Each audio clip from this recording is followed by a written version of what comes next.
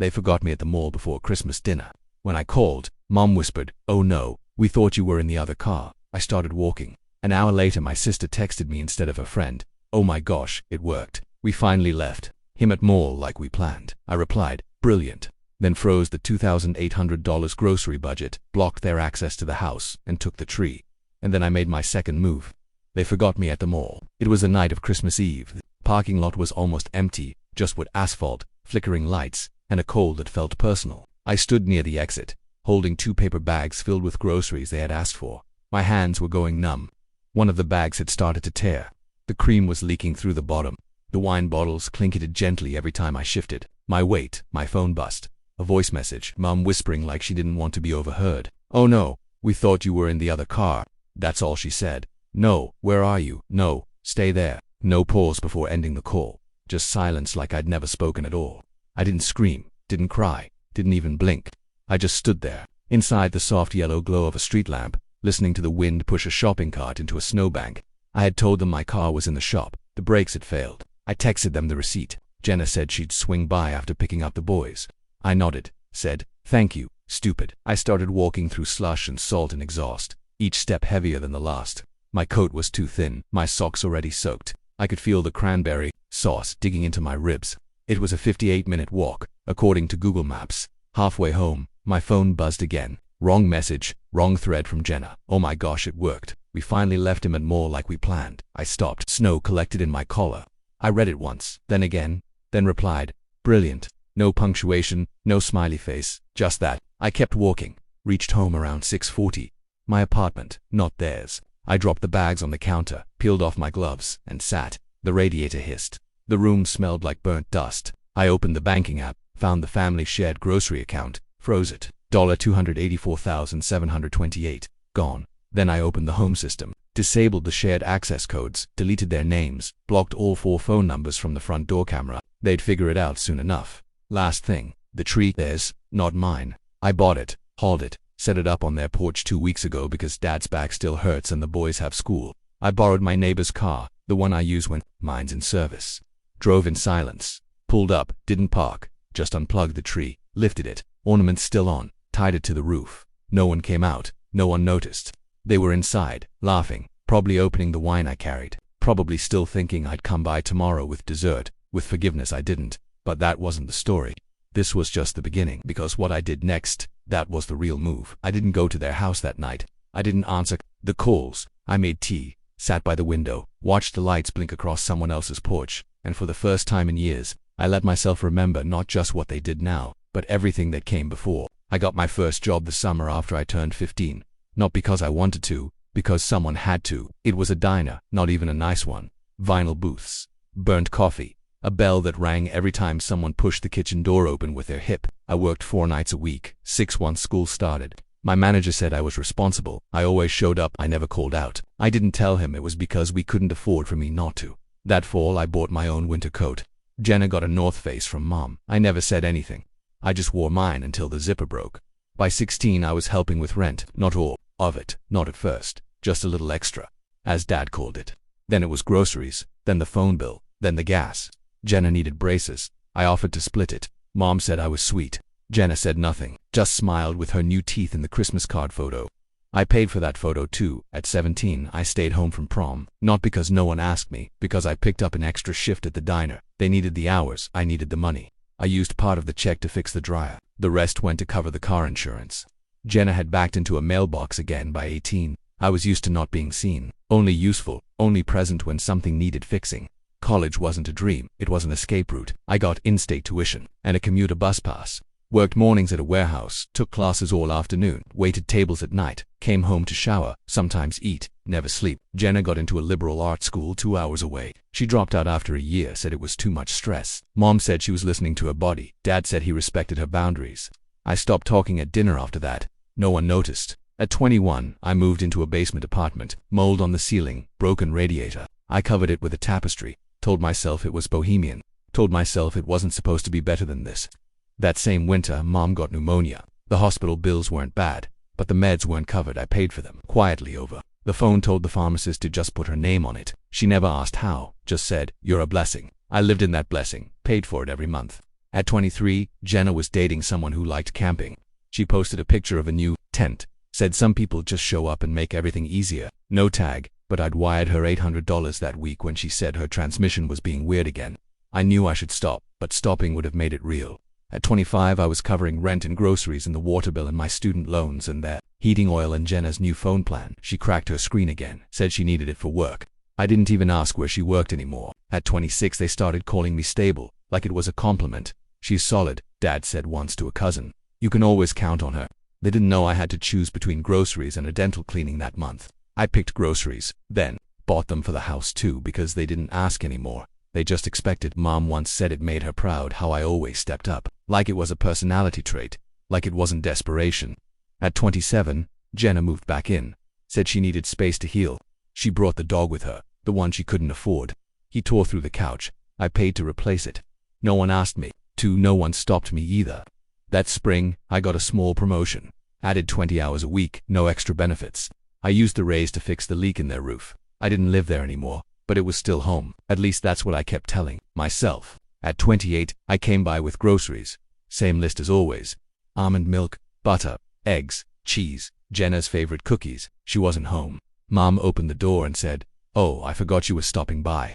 I stood there for a moment, holding the bags, then said nothing, because what was there to say? At 29, I took a weekend off. My first in over 2 years. When hiking alone, no reception, no updates. I came back to 12 missed calls. The fridge had broken. The eggs spoiled. The thermostat was glitching again. Jenna had a job interview and couldn't handle all that stress. I wired the money from a rest stop bathroom on the way home. No one said thank you. They just said, "I knew you'd come through." That was the phrase that kept echoing in my head. I knew you'd come through. Not, "We appreciate you." Not, "You've done too much." Just, "Of course you did." At 30, I was managing their finances more than my own. Their groceries, their utilities, their dog's flea medication. I had a calendar for them. I didn't even have one for myself. I forgot my own dentist appointment that year. Jenna posted a photo of her and the dog at a lake, captioned, "Grateful, for peace, for space, for people who just get it." She didn't tag anyone. I still paid the water bill that month. That winter I covered the boiler repair. $2,100 I've been saving for a trip. Nothing dramatic, just a cabin. Some quiet. I canned it. Told myself next year. They never asked where the money came from. They never asked anything. That was the part that hurt the most. Not the money. Not even the silence. The assumption that I would never stop. That I didn't need, didn't want, didn't count. They never erased me on paper. But they erased the part of me that felt like a person. And that's what stayed with me. Even after the snow melted. Even after the bills were paid. Even after I told myself again and again, next year will be different. It wasn't. Not until the mall. Not until the bags. Not until the voice message and the plan I didn't know they had. Until I did. It started small. I stopped answering the group chat. The one where they sent grocery lists disguised as conversations. "Hey, does anyone have time to grab paper towels? Mom's favorite crackers are on sale. Need wine again?" I read them, let them sit, never typed a word. At first, they followed up with question marks, then with jokes, then with silence. They were confused, not worried. They thought I was busy or tired or in one of my moods. Because when someone's usefulness is their only language, silence just feels like bad service. I waited 3 days. Then I opened my banking app, canceled the auto transfer for their electric bill, froze the heating account, unlinked my card from the grocery delivery. They noticed by Thursday. Jenna texted, "We're out of eggs. Did you switch accounts or something?" I didn't reply. Friday, Mom sent a message. "Thermostat isn't working. Can you check if the balance went through?" I didn't even open it. Saturday morning, I got the first call. "Dad," I let it ring. Then came the voicemail. "If there's an issue, just say something. Don't make this harder than it needs to be." That line stuck with me as if I was creating difficulty by withdrawing from it. As if my absence was the real burden, not the decades that came before it. By Sunday, Jenna showed up at my apartment. She knocked like it was a favor, not a confrontation. When I opened the door, she didn't smile, just lifted her phone. "You froze the card?" she asked. I didn't answer. She stepped forward like she might walk and I didn't move. She didn't cross the line. Instead, she tilted her head and tried a different tone. "Mom's upset. The kids noticed the tree is missing. What's the point you're trying to make?" I didn't blink, didn't soften, asked the other car. I said. Her mouth opened, then closed. She left without a word. That night, I opened the shared photo album we used for holidays. The one where I uploaded all the pictures, did all the captions, curated their memories. I deleted every photo I'd taken. 47 files gone in 7 seconds. No warning, no apology. I watched the icon spin, then stopped checking for a response. The next morning, Mom called. This time, I picked up. Her voice was calm, careful, practiced. We didn't mean to hurt you. It was miscommunication. Things got busy. I let the silence stretch until she filled it. You're blowing this out of proportion. I almost laughed, but instead, I asked one question. What was the plan exactly? She didn't answer, just exhaled that tight, practiced mother's sigh and said, we thought you'd understand. I hung up, no reply, no final word, just quiet. The kind that doesn't ache, the kind that holds shape. And then I opened my laptop and made it permanent. The silence came first, not like an apology, like a gap. I woke up without an alarm, without a message, without a reminder to just grab a few things if I was already out. No requests, no emergencies, no casual guilt wrapped in emojis. It was strange, then it wasn't. I made coffee, let it burn, poured it anyway, drank it in silence. No podcast, no music, just the hum of the fridge and the radiator knocking once every few minutes. I sat by the window and didn't check the weather, didn't check the grocery app, didn't open the shared calendar to see who needed what. That used to be my morning routine. Now it was quiet. I let it be. That first week, I didn't do much, just existed. Slept through the night, ate at the table, not at my desk, did laundry and folded it in the same day. Watched the water swirl through the machine like it had nothing to prove. It felt like softness, but softness with weight, like air that moved but didn't warm. On day 4, I opened the grocery list doc. It was still there. Last edited by Jenna. I stared at the note at the top. Milk, eggs, almond butter. Thanks as always. I hovered over the file, then deleted it. Not in anger, in relief. They didn't call. Not yet. But the post started. Mom, of course. A photo of the porch. The empty hook where the wreath used to hang. Sometimes you give everything and it still isn't enough. 39 likes. 3 hearts. 1 comment. Thinking of you. Some people don't understand sacrifice. No names, but I knew. The next day, Jenna posted her own message. A picture of her boys next to the outlet where the tree lights had plugged in. Trying to explain disappointment to kids is hard, especially when you don't understand it yourself. I closed the app, didn't open it again. Not that day, not the next. Then came the knock. Aunt Laurie, uninvited, unannounced, standing in her church coat with a tin of cookies and that look people get when they're pretending they didn't hear the whole story. I'm not choosing sides, she said, stepping inside, which always means they already did. She didn't take off her coat, just sat on the edge of my couch and looked around like she was evaluating the damage. Your mom's been sick over this, Jenna says. You haven't responded. The boys are confused. I nodded, offered her tea. She took it, didn't drink it. This isn't like you, she said almost kindly, as if I'd been body snatched, as if setting boundaries was possession. 15 minutes later, she left the cookies on the counter and told me to think about what really matters. I didn't throw them out, but I didn't eat them either. That night, I went through the shared photo folder we used for every holiday, deleted everything I had uploaded. Hundreds of pictures labeled and organized and cropped. Gone. Not to punish, to reclaim. The next day, Mom messaged, the lights won't connect. Is the system down? I didn't reply. Then another. We can't open the front gate. Did something reset?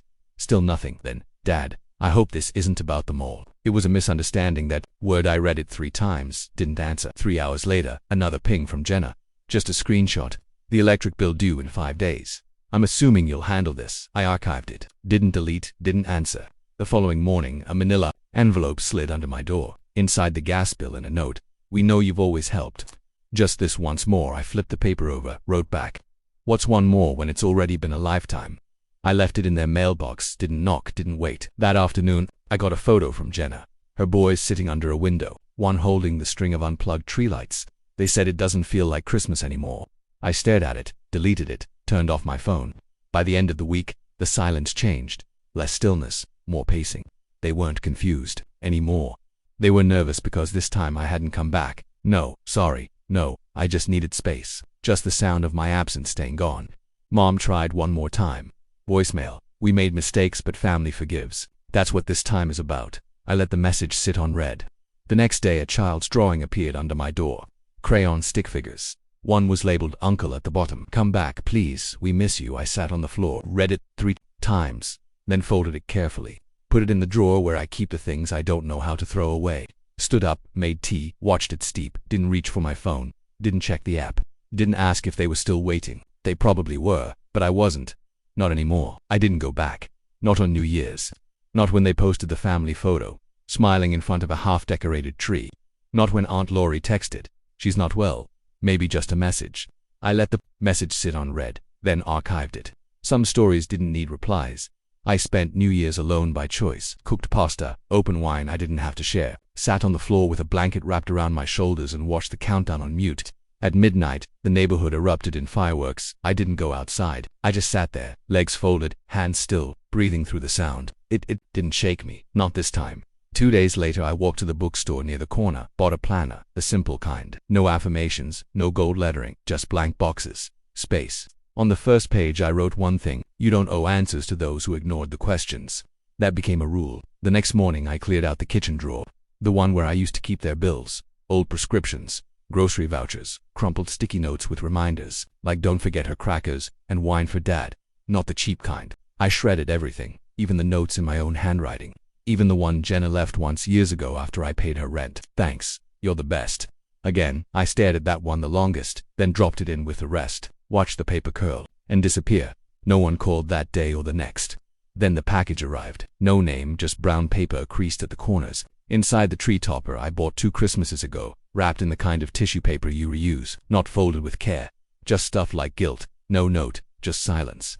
I held it for a moment, turned it over, set it down. Not out of sentiment, out of decision. I placed it in a drawer. The one with old receipts, warranties, pieces of things I no longer needed, but wasn't quite ready to throw away. Not because I wanted to keep it, because I didn't want to carry it anymore. That was the difference. Now I didn't fight to be seen, didn't chase their silence, didn't try to correct the narrative they whispered into other people's ears. I let them say what they needed to feel decent. Let them paint me as cold, difficult, distant. It cost them less than the truth. And I no longer paid other people's costs. That week I bought a small tree for myself. Out of season, plastic, no lights, just something green in the corner. Something that didn't ask for anything. I made soup again.